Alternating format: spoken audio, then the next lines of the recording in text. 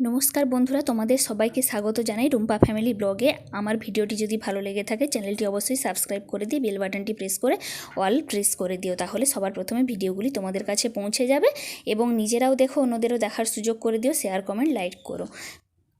তো আজ আমি দেখাবো তোমাদেরকে কাঁচকলার ফুল না, এটা হচ্ছে বিচা কলা বলে যে আরেকটা, সেইটার ফুল। তো দেখো, এই ফুলটা কিন্তু খেতে খুব মিষ্টি হয়, কারণ কি কাঁচা কলার ফুল হলে একটু তেতো তেতো লাগে। তো দেখো, এখানে আমার ছেলে কিন্তু ভীষণ কাজ করতে পছন্দ করে। দেখো, ও কিন্তু ছোট্ট ছোট্ট হাতে ছাড়িয়ে নিচ্ছে সব কিছু। তো আমিও করেছিলাম, তো বাস্ট ও প্রথম ছাড়ালো আর কি। ছোট বাচ্চা তো যে কোনো কাজ করতে ওরা বেশি আগ্রহ পায়, আনন্দ পায় বেশি। আর আমার ছেলে কিন্তু যে কোনো কাজ করতে খুবই পছন্দ করে। তাই তো দেখো, এখানে কিন্তু কলা ফুলগুলো ভালোভাবে ছোট ছোট করে কিন্তু কেটে নিচ্ছি।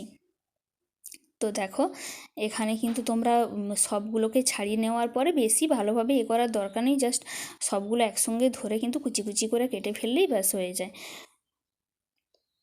দেখো, এখানে ছোট ছোট করে কাটা হয়ে গেছে সবগুলোই। দেখেছো, খুব সুন্দরভাবে কাটা হয়নি, যেহেতু এইগুলো খুলে খুলে ছিল, অত ভালোভাবে আমিও কাটিনি। তো এটাকে পরিষ্কার করে ধুয়ে নেবে।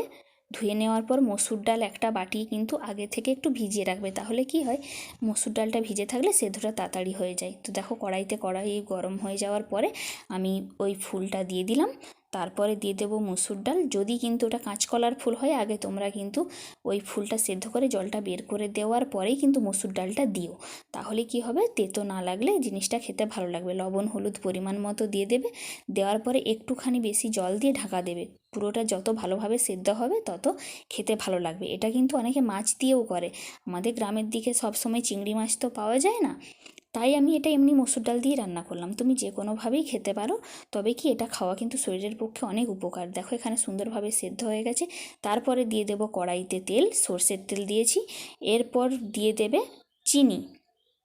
চিনি দিলে কী হয়, যে কোনো তরকারিতে প্রথম তেলের ওপর চিনি দিলে কিন্তু কালারটা ভালো আসে। অল্প একটু চিনি দেবে। চিনিটা লাল হয়ে উঠে আসার পরে তোমার যা যা মশলা আছে তুমি তাই তাই দিতে পারো। আমি দিয়ে দিলাম পেঁয়াজ, কুচনো পেঁয়াজ। তারপরে দিয়ে দেব কুচনো পেঁয়াজটা হালকাভাবে নাড়াচাড়া করে একটু ভাজা ভাজা হয়ে যাওয়ার পরে দিয়ে দেব রসুনের বাটা। রসুনের বাটাটা যখন ভালোভাবে ভাজা হয়ে যাবে, তারপর দিয়ে দেব লঙ্কাকে আগে থেকে বাটিতে ভিজিয়ে রেখেছিলাম কিন্তু, কারণ কি, যাতে না এই হাঁচি কাশি অনেক রকম হয় মশলা ভাজার সময়, এটা যদি ভেজানো থাকে তাহলে কিন্তু ওইটা হয় না। তো টমেটো দিয়েছি। টমেটো কিন্তু যে কোনো তরকারিতে দিলেই কিন্তু স্বাদ ভালো হয়। হলুদ লঙ্কাটা ভালোভাবে ভাজা হয়ে যাবে। ভাজা হয়ে যাওয়ার পরে আমি দেব আদা বাটা। এবারে আদা বাটাটা দিয়ে ভালোভাবে মশলাটা নাড়াচাড়া করে ভেজে তারপর আবার অল্প একটুখানি জল দিয়ে কিন্তু আবারও মশলাটাকে ভালোভাবে কষিয়ে নেবে।